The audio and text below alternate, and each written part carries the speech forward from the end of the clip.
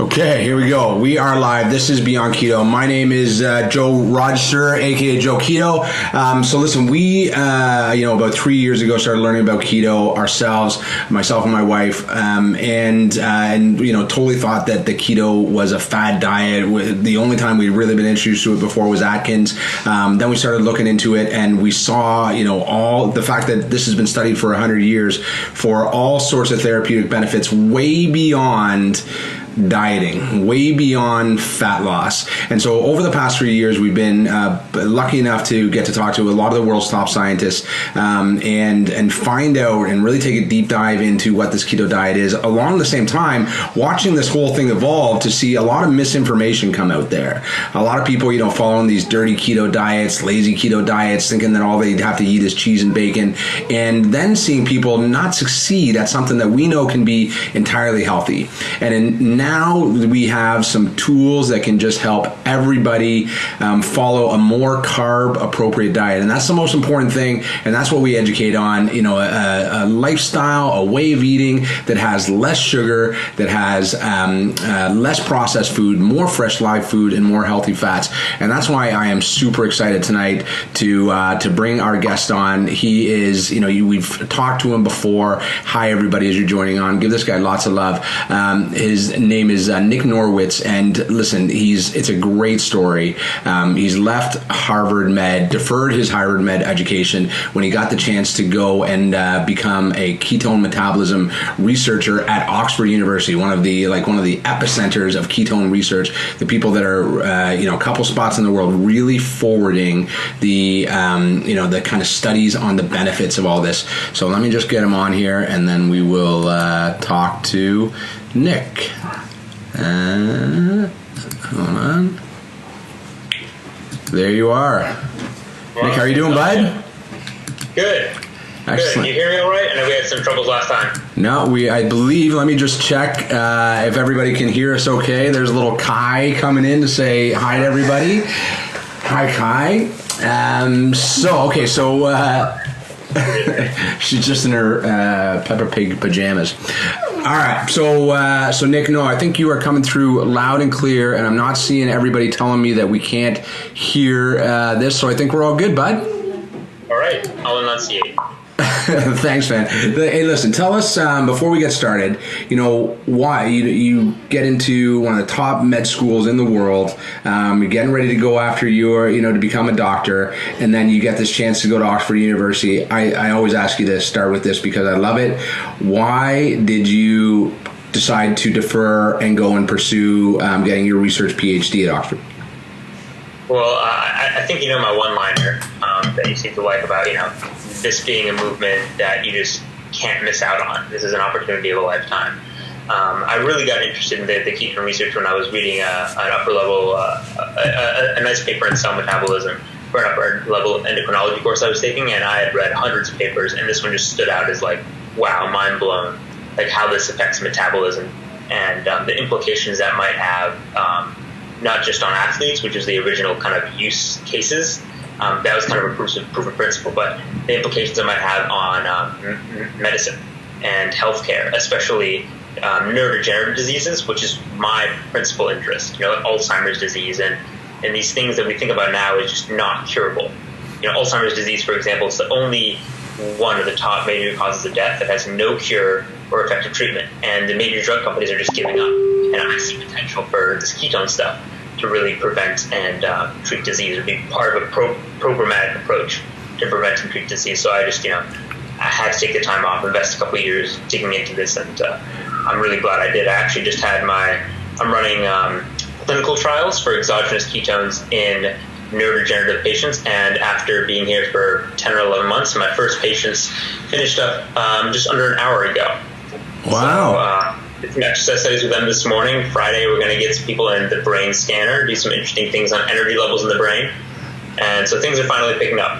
Wow. Homogenized brain samples the other day. It's a lot of exciting stuff happening. That is super cool. And what is, a lot of people out there, don't realize, you're just like everybody else, right? Super smart, way smarter than most, but you had some health challenges. And then you were in search of a solution found this this different way of eating and changed your health. Yeah, absolutely. So, like a lot of people that find keto,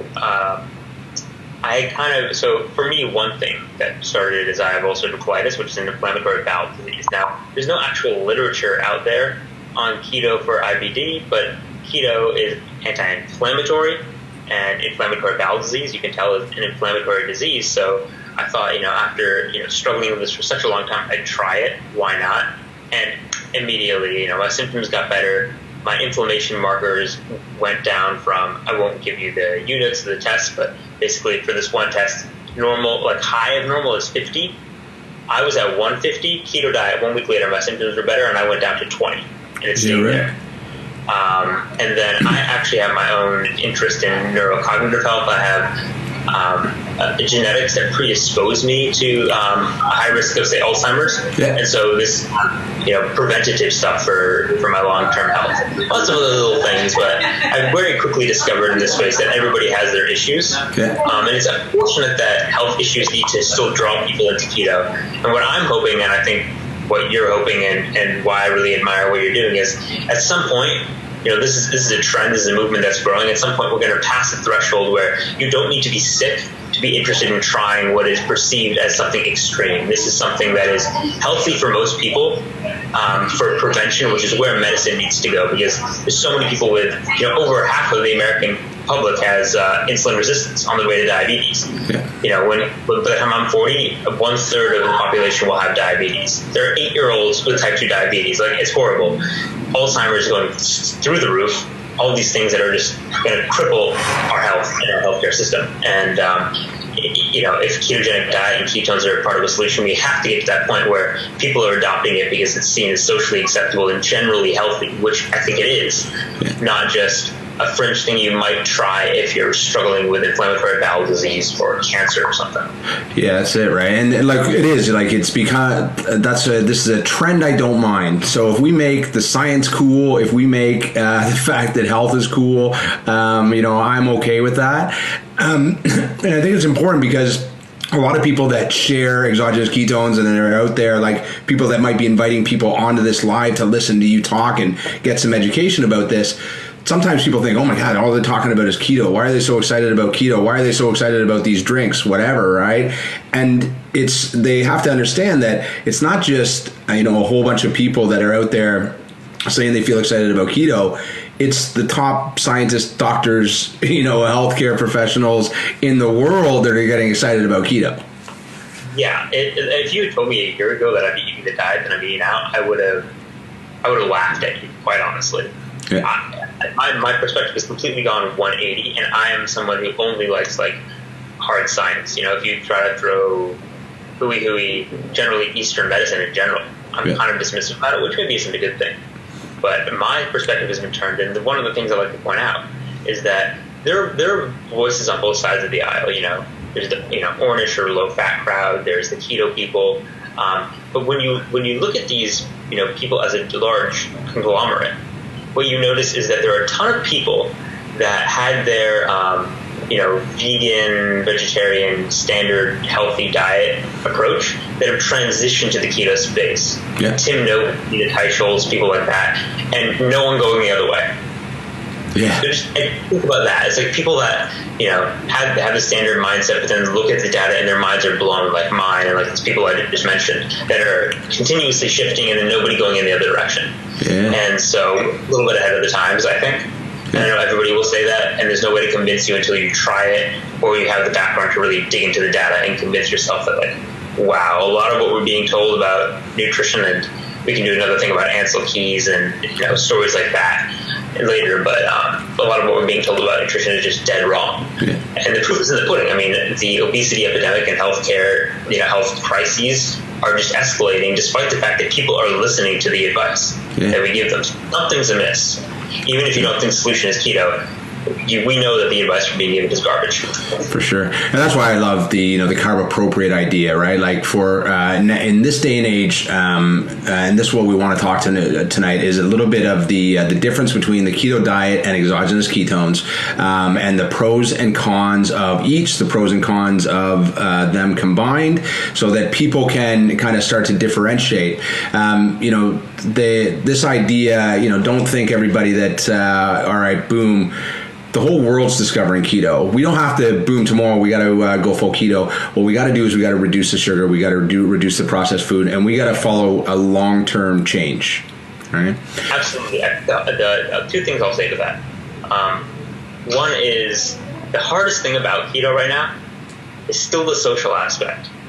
Just because you can't go out really with friends and eat at a nice restaurant because of your restrictions and because people don't cater to that. Or if you try to make adjustments, it's like I went to a restaurant. I am keto and I don't really mind awkwardness, but I ordered basically like smoked salmon and just a ton of mayonnaise. I'm in a particular crowd where that's actually pretty acceptable. People are fasting this, that, and the other, but it's otherwise can be perceived as very weird and uncomfortable. And if somebody's having a birthday cake and you want to take part, there's that. But another thing you said too, carb appropriate. This isn't an all or nothing thing. You don't need to be all in keto. There are huge benefits to just going low carb. We were talking, you and I, about that big study that came out of Harvard, David Ludwig's group, in 2018. It's this $12 million study. Usually nutrition studies are not very well conducted, but these ones were super well conducted. And they basically just had people all on similar diets. They varied the carbohydrates. And what they found is just reducing carbs increased total energy expenditure. And so basically this was an interestingly designed study because they actually gave people enough calories to maintain their weight, but they did all these tests and found that the energy expenditure of the low carb group was higher. And they had to feed them more calories just to help them maintain their weight, which would, anyway, I won't get too deep into it. Yeah, I think we're going to have another Zoom about that. But one thing that I know we both agree on is what you're studying is the fact that we have to get these ketones into our body. We used to have the thing where the only way we knew how to get ketones into our body really was from following a keto diet or from doing extended fasting and intermittent fasting, things like that. And the intermittent fasting, we get ketones into your body for a bit. And that's all good, but we know if we're like that these ketones are an efficient energy source and they got a whole ton of health benefits, but not just health benefits for things that we want to avoid. For anybody that's just looking to operate better on a day-to-day basis, play with their kids more, think great longer, these ketones are a real revolution. Yeah, I would say nobody has to have them in their body. You can run off, like you can run a car and crack the fuel. But we evolved, to be in ketosis a lot of the time. We've lost that. Yeah. So now we're kind of recapturing our evolutionary wisdom and then combining it with the science that we have. Yeah. And I think out of that's going to become something very powerful. Sure. And so, people that aren't going to try a ketogenic diet, exogenous ketones, the products that are out there might be a really cool way to get some of these benefits. And we can now talk about the specific benefits if you want, things you might get out of just taking a supplement. Absolutely, because I want everybody to understand this is a scientific discussion and look, we're going to talk about some of the good, some of the bad, the real utilization that people can have for these ketones, the good, the bad, the ugly, whatever. So let's get right into it. Like, you want to? Why don't we go over the pros for exogenous ketones from a scientific standpoint in your mind? Go. All right. So one of the things you're going to get is an energy boost. So ketones are, people call them the fourth macronutrient. You can run off proteins, you can run off fats, you can run off carbs. You've heard about those three, and then ketones are the fourth. So you're kind of getting extra fuel tank in there. So you're going to get an energy boost. It's a cleaner and more efficient fuel as well, so you're not going to have a lot of the metabolic toxic byproducts when you're burning this as fuel. Another interesting thing ketones do, in addition to boosting your energy, is they affect your brain to suppress appetite. suppress this hormone called ghrelin, which is going to make you less hungry. So you can probably speak to this better than I can because you work with a lot more clients. But when you're taking the exogenous ketone, generally you just find that you're less hungry and have less cravings, which can help you control your intake and potentially, therefore, control your weight. And then the last thing, which I think is the biggest thing, and this is underappreciated, is that ketones are only half fuel. And I think that's the less interesting half. Their other half is being kind of like a hormone. In fact, they're exactly like a hormone. A hormone is defined as something that's released by a tissue into the bloodstream that acts at a different site in the body, and that's what ketones do. And so they are hormones. They are signaling molecules. They have receptors on cells. One's HCAR2, it's a G protein-coupled receptor, and ketones bind there and can change inflammation and aging pathways. They can go into cells, the ketones, and bind these proteins that change the way that DNA is expressed. And there's some really cool studies showing that ketones can actually bind to the proteins around which DNA is bound directly. And by doing that, ketones bind these DNA proteins and change the superstructure of DNA. So it changes the way your genetic library is read. And that affects so many different diseases. It affects your circadian rhythm. So this isn't a disease, but the way you sleep, it affects your mood. The top 3-4 diseases it affects based on a genetic pathway analysis are suspected to be 3 neurodegenerative diseases, including Alzheimer's, Parkinson's, Huntington's, cancer, also diabetes, like everything you could think of. I think you said it best. I'll try to cut off my rambling, but Joe and I were talking at a conference in Oxford, and you said, don't take my word for it. Just take whatever disease you're interested in or whatever your goal is. Go on the internet and type in ketone and then that word, and just see what comes up. You can do ketone and that word in PubMed too. There's probably going to be some primary literature on the topic.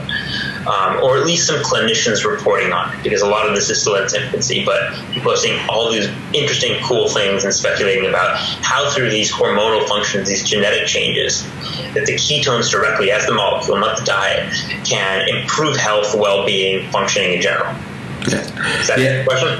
Yeah, no, it answers very well, and it's super cool. I just listened to a doctor doing some research at a CrossFit health competition, and he was explaining to the CrossFit world about the progress and the history of the keto research, and that he's was invited to pharmaceutical conferences where they really wanted him to break down all the metabolic pathways of the ketone and all the things that work, so they could try and come up with a pharmaceutical solution for it. And when he showed them all the diagrams of what it was, they were like, no, we can't do that. Oh yeah, no, this is such a fundamental molecule and fuel source that affects everything, and that's why it's so cool. Yeah. You just I've tried it. You should see some of my room. It looks like something from a TV show where they have the detective with all the pins and the papers and everything around that, like trying to map out and figure out how these things network together. Yeah. And you can speculate on it and come up with these fantastic webs that screw with your mind no matter how smart you are. And but that's what makes it exciting. Is that you get to find a little niche, ask a question that hasn't been asked, and there's people going in all directions with this. And so I can talk about some of the pathways, but most of it is still underwater. It's we're at the tip of the iceberg, and we're already seeing the benefits. Yeah, it's a cool iceberg. So we'll talk about, and I'll talk about what I've seen with clients and with thousands of people that have utilized exogenous ketones. But let's talk about the cons, because I think it's going to invoke an interesting conversation. So what do you see as the cons to exogenous ketones? So I wouldn't even call this a con as much as they're misperceptions. So one thing is, it probably won't, if you're just taking exogenous, necessarily shred fat off your body, because one, it does have calories. It's a food. We want it to have calories. It's not a drug. It's not really a supplement. We call it a supplement, but it is a food. And also, it doesn't actually necessarily directly activate fat burning. People think with a ketogenic diet, burning fat off your body. And it doesn't do this because ketones are made from fat. So when you're on a ketogenic diet, you turn your fat to ketones, but things in our bodies and biology often operate via what's called negative feedback, which means the production of something will inhibit its production. So you keep things in a tight range. Yeah. And so ketones technically inhibit what's called lipolysis, which enables the generation of more ketones. So I just want to say it's a misconception that it's going to burn fat off your body, and that would be the first con, just because it's contrary to what people might believe, and I think it's important people understand that. Absolutely. I'm really glad you brought it up, because it is, you'll always hear Prove It talk about the fact that it's not a weight loss product, right? So they're very open about that. And then I hear misconceptions, and here's where these misconceptions come in. You hear people talking about the keto diet, and they say, oh, no, that can't be healthy. It's all fat and protein. That can't be healthy. But that's a misconception that they have. Somebody might have said that. Somebody might have said, oh, this helps you burn fat for fuel. But it wasn't the people that are truly doing the education on it. Nobody would say that. And and when what's that? I just want to. This is a study we'll talk about, but you bring that up, and I just have to respond. That sure. That is one misconception that just makes me laugh every time, because when you look at the literature, these people who are eating, you are eating way more fat on a ketogenic diet. You look at their blood levels of fat, and they're half as much. They've gone down way more because you're burning the fat, and that's a much stronger effect. And like, saturated fat's unhealthy. In this one study, it was 4 sites, 2008, in the journal Lipids. They had 2 groups, same diet, except the one was same calories, except one was keto, one wasn't. The keto group ate 3 times as much saturated fat, and the saturated fat in their blood was not only the same, it was twice as low. 3 times as much fat, their saturated fat, and their saturated fat in their blood was twice as low, because they're burning the fat. Yeah. Anyway, I just wanted to interject with that, because that is a big misconception of pro, that eating fat will make you fat or put fat in your bloodstream, because that's just... I love it. I love it, because you're really teasing out this these future talks that we're going to have about this. Everybody, if you like this, what Nick's saying, this is all going to be coming up on our next one when we break down one of the coolest studies that just kind of crushes everybody's idea, about these misconceptions about this. And so the other side of that is that we do hear people will say, "Oh no, ketones, they actually stop lipolysis." So they take that and then they make that say that will stop you burning fat. But I always said, and here's where my experience has been, is that people wake up in the morning and instead of having their carby meal, they're drinking ketones. They're putting a very efficient energy source in their body instead of an energy source that's clunky and that spikes our insulin that dies off very quickly.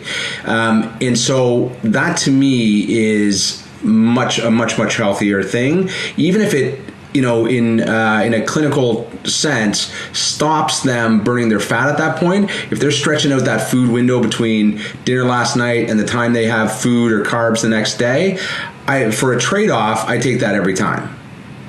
Absolutely. I mean, it's really about what you're comparing. You always need a comparison in science. It's about what you're comparing it to. If you rank food, say, on, I'm not a big calorie fan guy, but if you rank foods based on their calorie content, you take a chicken breast, say a 4-ounce chicken breast that has 150 calories, and compare that to water, or are you going to say that chicken breast is unhealthy because it has calories? Like, no, of course not. Yeah. There's more nuance there. So ketones are definitely a superior option to what people might otherwise be choosing, and in that sense, I'd say they're good. Although they do inhibit lipolysis in and of themselves compared to nothing. Yeah. If you just add ketones on, you might not lose weight. More work there. Yeah, I think that's going to clear things up for a lot of people hearing that. Okay, so how, pros and cons we've heard. So how should we use ketones?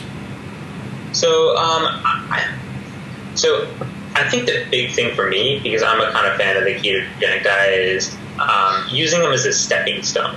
So people kind of take them, they know what it's like to be in ketosis, they get excited about it, and then willingly adopt the ketogenic diet, or at least try it out, and kind of adopt the idea of it. Because right now it's still kind of fringe, and maybe that might be hard because of other lifestyle factors. I forget who it was, one of the prominent people in the field who's big on keto, but talking about his little girl, and she came to him with a grilled cheese sandwich that she made and asked him to have it, and what are you going to be like? Her dad's like, no, I'm keto, I'm not going to eat the food you made me. It's like, you're going to maybe take the health hit because of, we're human beings with lives, and you just kind of have to weigh pros and cons. So right now it might be difficult to go whole health keto, but even if you just, take the ketones and then get to this idea of low carb, I do see this as a stepping stone to what you said, a carb appropriate lifestyle. And as keto becomes more socially acceptable, maybe full keto. I think it's great. Yeah. Well, look, we're going to go. Sorry, go on. So I would just that was the first use case stepping stone. I don't know if you can comment on that, or I can move on to.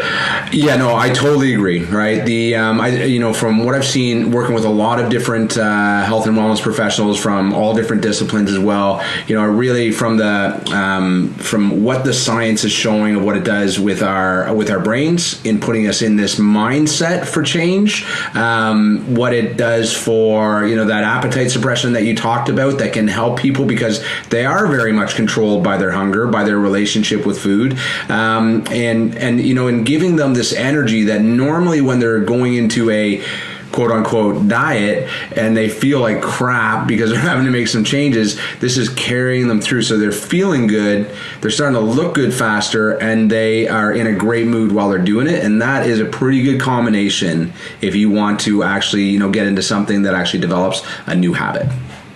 Yeah, it's great for maybe habit formation or positive habit formation.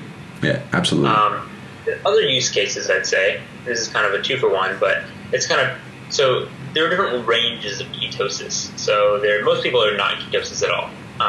And then there's what we call nutritional ketosis, which is it's called nutritional because it has to do with being on a ketogenic diet where you're in this range of half a millimole and 3 millimole.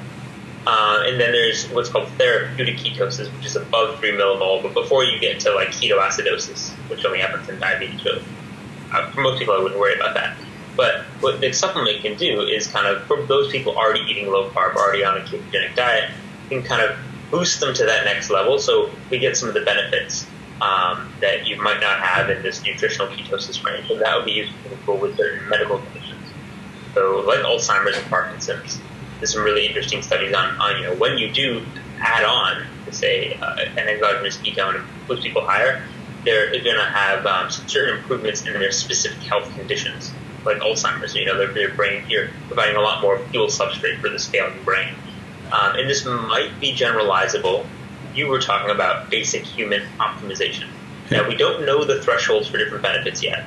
We might discover in time, but it is possible that the supplement could be used long term by people that are already doing low carb or already doing keto to push them past certain thresholds, so that they can get other benefits, other genetic pathways can get activated. Now we don't know what those thresholds are, and they're probably highly individual. So I don't know when we will figure that out, but that's another possible use case. Pushing people to the next level of ketosis. Yeah, because most people, even if they're following a keto diet, right, and they can get better and better the longer they're doing it, but they're really not getting into those deep levels. And you said we don't know the exact levels, but we do know, more ketones better. If we can get a boost from an exogenous ketone source, and look, there's a bunch of things that we can do, right? If people are following a keto diet, but they can do more intermittent fasting, then great, they can probably get their levels up a little bit. If they can have some more MCT oil, they can probably get their levels up a bit. And we know that you get a 1.5, even up to a 2.5 boost with some of the versions of the exogenous ketones in a short amount of time. So for a certain amount of time in your waking hours, you are getting into those higher levels. Right. And 2 things I'll say to that. The one is you can get to higher level. It's really hard to get to that next level with just diet. You can do it. And that's, what's called therapeutic ketotic diet versus just the normal ketosis diet. But to do it is so unpleasant and difficult. It's one thing to have 70% of your calories as fat. It's another thing to have 90 plus. And restricting your carbs to 2%. You need then to be drinking oil and eating no fiber or anything. And if fasting isn't great for a lot of people, especially older people, if you're talking about neurodegenerative disease, because then you have muscle wasting. So compare that. On all those sacrifices and all that unpleasantness to just taking a shot of something that is pretty tasty, Yeah. It's obvious. And I forgot the second point, so let's just move on. Well, look, I think we said we were going to go for 10 minutes, and we're going so much longer than that. But to finish it off, so if you're looking, we've talked about the availability of different exogenous ketone products. What should somebody look for in an exogenous ketone product?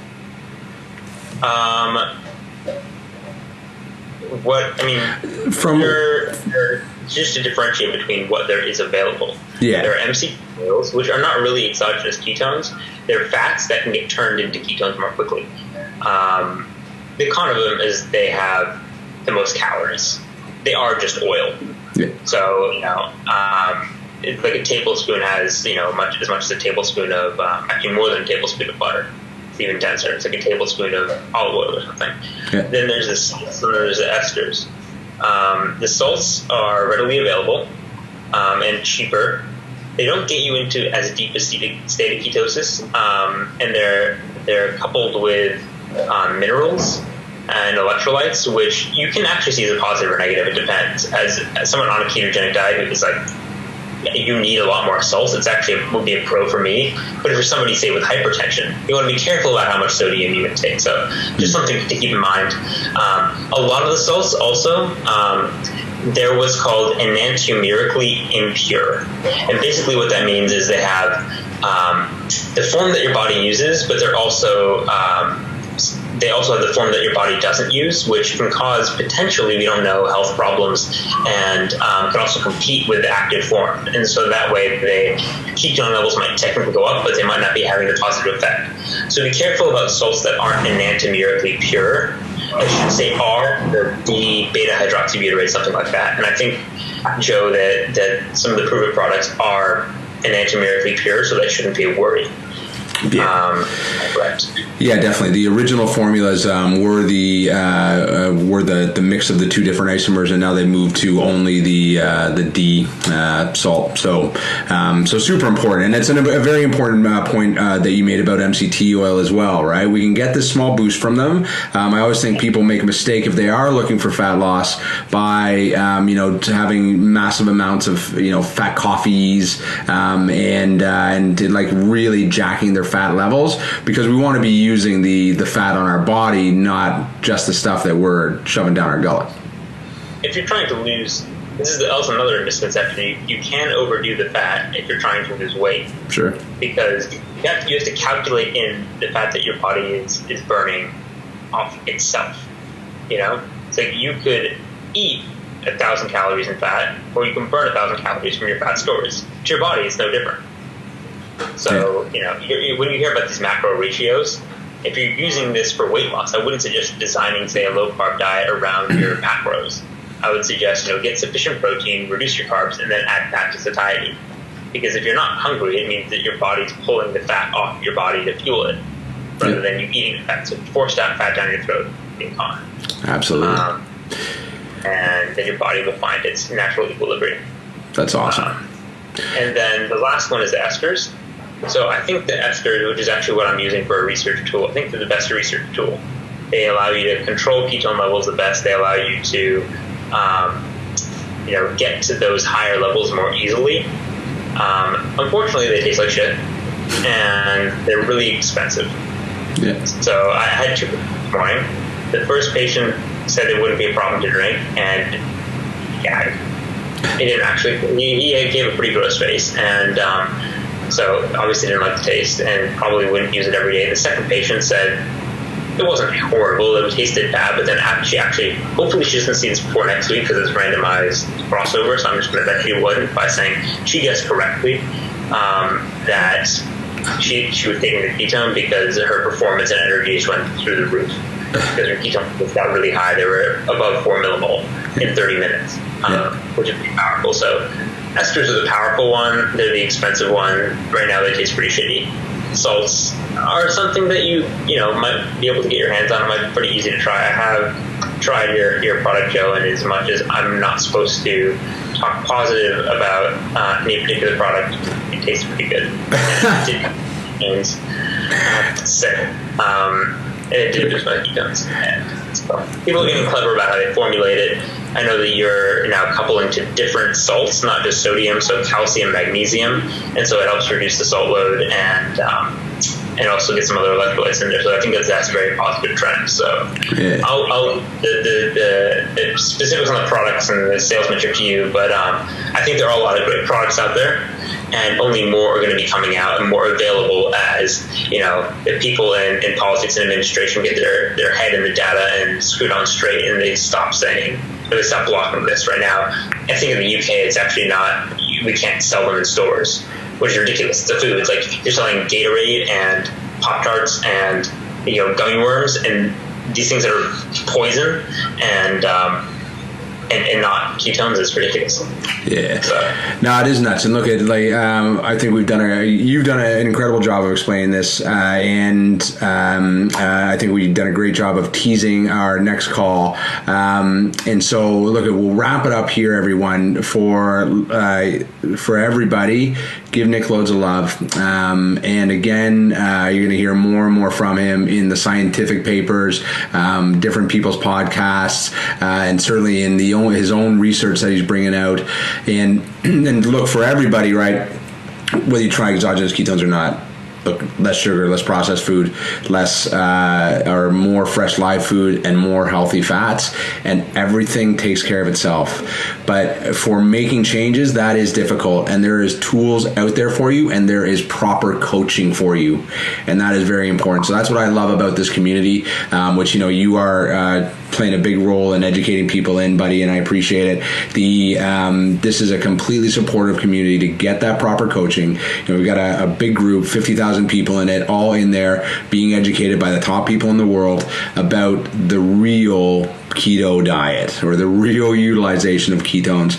So look, bud, this was a great talk. I really appreciate you coming on. Thank you for having me, Joe. It's always a pleasure. Absolutely. We will we'll see you next week, my man. Awesome. All right. Everybody. Oh, yeah.